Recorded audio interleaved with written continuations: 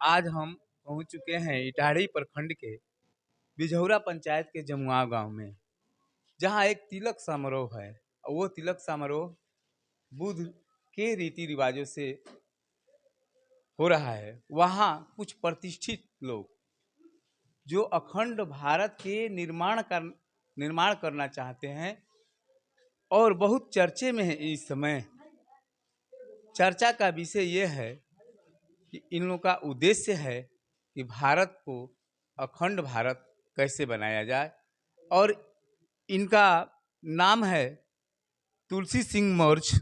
सबसे पहले सर, मेरे चैनल में पंचशील भारत नंबर 1 में स्वागत है सर। स्वागत है आपका भी, धन्यवाद।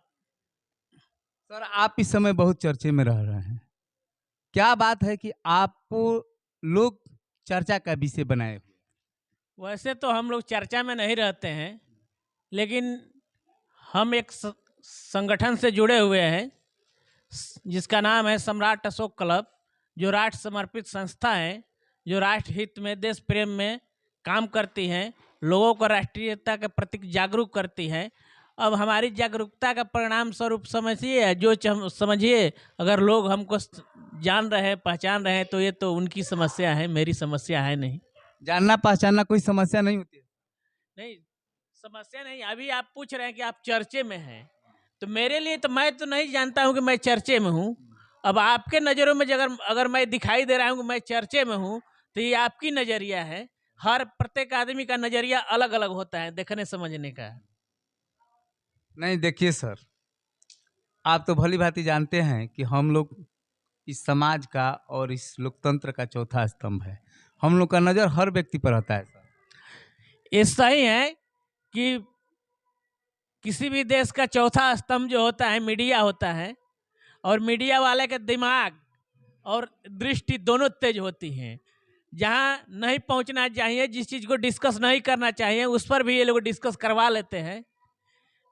तो आप भी उसी लाइन में हैं।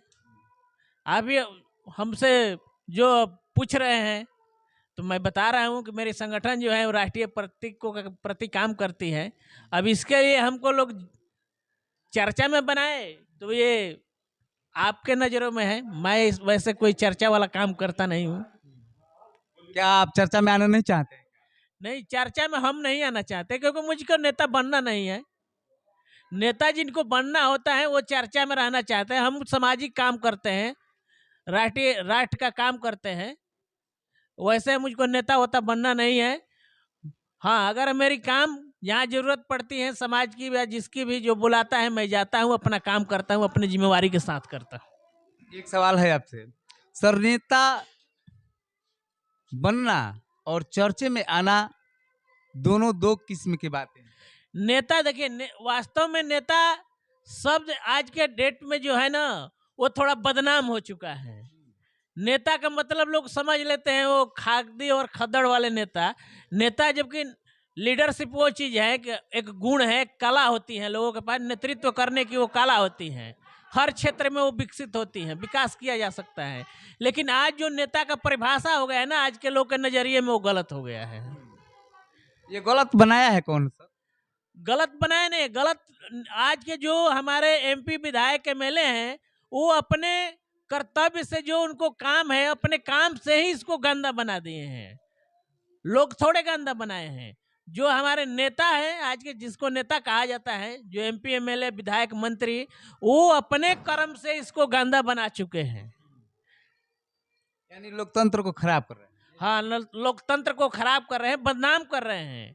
अब लोकतंत्र की जिम्मेवारी उनको दे जा रहे हैं। प्रजा जो है, जनता जो है, उसको जिम्मेवारी दे रही है कि भाई लोकतंत्र को बढ़िया से चलाओ, देश को आगे ले जाओ। लेकिन वो उसमें क्या करते हैं कि अपने लोगों का फायदा पहुंचाते हैं, भ्रष्टाचार शुरू करते हैं। तो ये गड़बड़ी होती है यहाँ से। ये तो आप बोलते हैं कि हमको नेता नहीं बनना है, ये तो नेता वाली भाषा है सर। नहीं तो हम कहाँ नेता, हम तो, आप पूछ रहे हैं कि नेताओं की परिभाषा क्या है, तो मैं उस पर डिफिनेशन कर रहा हूँ। मैं थोड़े अपने को कह रहा कि मैं नेता बनूंगा, मैं अपने के लिए तो कह नहीं रहा हूँ। लोहिया जी भी तो नेता थे। देखिए, लोहिया जी भी नेता थे। ठीक है, नेता वो लोहिया जी सामाजिक टाइप का करता थे। अब लोग उनको नेता बना दिए, तो वो अलग चीज है। जगदेव बाबू भी तो नेता थे, आप कहेंगे कि जगदेव बाबू भी लीडर थे। हाँ लीडर थे। तो जगदेव बाबू और लोहिया जी में आज के नेता थोड़े मिलेंगे। जगदेव बाबू जमीन पर काम करने वाले थे, लोहिया जी जमीन में समाज पर काम करने वाले थे। इसलिए वो आज उनके मरने के उपरांत भी लोग उनको जिंदा रखे हैं, कहीं ना कहीं वो जिंदा हैं। आज का विधायक एमपी कल मर जाएगा, फिर परसों से उसे पूछने वाला कोई नहीं रहता है, क्योंकि उसका वैसा करनी है नहीं। समाज में सर सबसे पहले तो कर्म ही प्रधान है ना। जी, कर्म एकदम बिल्कुल प्रधान है, लेकिन आज लोग कर्म को प्रधान नहीं समझ रहे हैं, कर्म को भूल जा रहे हैं, काल्पनिक चीजों को प्रधानता दे रहे हैं। आपकी नजर में कौन सी चीजें हैं जो काल्पनिक लगती है? बहुत ऐसी चीजें हैं जो काल्पनिक हैं। एक आध एग्जाम्पल दीजिए। अभी तो देख रहे हैं कि स्वामी प्रसाद मौर्य जी ने छेड़ दिया है कि काल्पनिक है। अब उस पर मैं आगे ज्यादा डिस्कस नहीं कर सकता हूं, क्योंकि मैं एक सामाजिक कार्यकर्ता हूं, पहले भी मैं बोला, इसलिए मैं उस पर ज्यादा डिस्कस नहीं करूंगा। देश में बहुत ऐसी काल्पनिक चीज हैं जिनका जिस व्यक्ति का जन्म तिथि नहीं है वो काल्पनिक है, लेकिन उसकी जन्म जयंती मना रहे हैं। किस व्यक्ति की बातें आप कर रहे हैं? अब मान लीजिए कि हम लोग के हिंदू धर्म में राम भगवान है, अब राम भगवान का कोई जन्म तिथि नहीं है। आपको ये मालूम है ना कि राम भगवान मतलब कि क्या कहा जाता है, फल हम तो सुने हैं केवल, अपने माँ उनकी माँ ने फल आम या सेब या संतरा खाई, उसके बदौलत उन लोग की मतलब कि जन्म हुआ है। आप उन लोग का जन्म तिथि पूछ रहे हैं, इस संसार को चलाने वाले हैं वो, उनको मर्यादा पुरुषोत्तम राम कहा जाता है।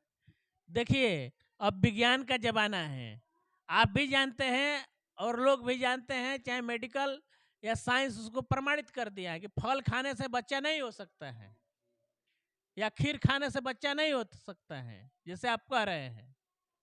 हम भी सुने हैं, अब हम पढ़े उड़े नहीं है सर, हम एकदम बता रहे हैं। तो ये विज्ञान इसको थोड़े मानता है।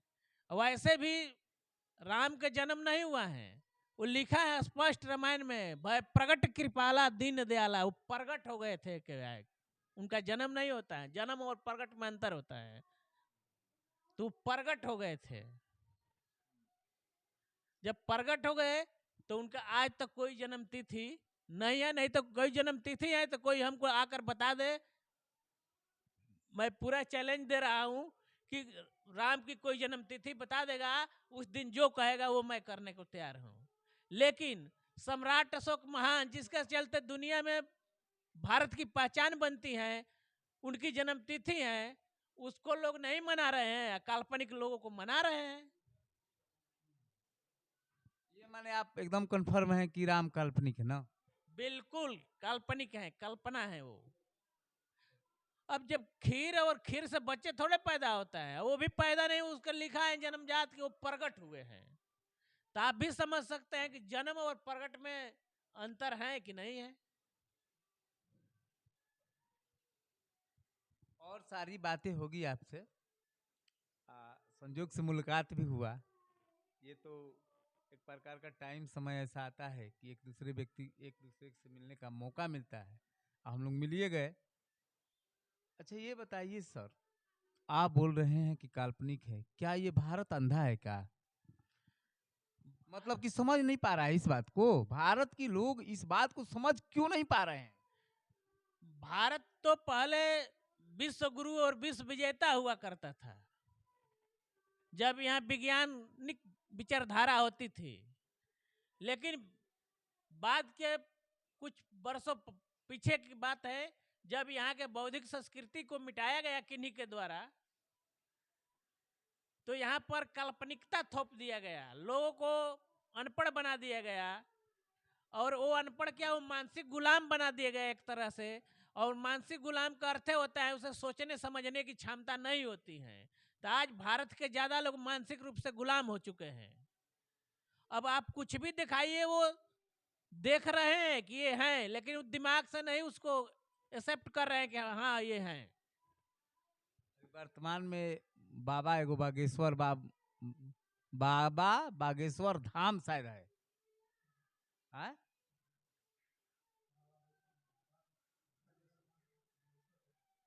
बाबा बाबा बागेश्वर, अच्छा, बाबा बागेश्वर धाम के महंत है धीरेन्द्र शास्त्री। इस समय लोग कह रहे हैं, बड़ा चर्चा के विषय में बने हुए हैं भारत में, लोग कह रहे हैं कि बिना पूछे हुए नाम बता दे रहे हैं। क्या ये सब सारी बातें झूठे हैं का सर? अरे भाई, जब उसको बताना है तो उसका भाई अपने भाई का भविष्यवाणी क्यों कहीं नहीं किया? उसका भाई खुद जेल में गया, उस पर केस हो गया। जब सबका बता ही रहता, अपने भाई को पहले ही बता देता, वो अंडरग्राउंड हो जाता, पकड़ाता उकड़ाता नहीं, पुलिस उसको गिरफ्तार करके ले गई। क्या चीज के केस में? अब वही तो मैं क्लियर नहीं हूँ, लेकिन पुलिस उसको गिरफ्तार की है।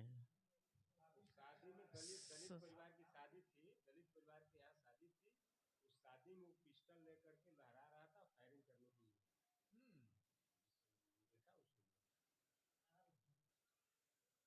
अब अच्छा, ये बताइए सर, आप भी भारतीय हैं, एक भारतीय होने का आपको भी कर्तव्य है कि भारत को लोगों को कैसे, मतलब कि किस तरफ ले जाया जाए, पाखंडवाद की तरफ ले जाया जाए कि वैज्ञानिक तरीके पर जीने के लिए मने समझाया जाए।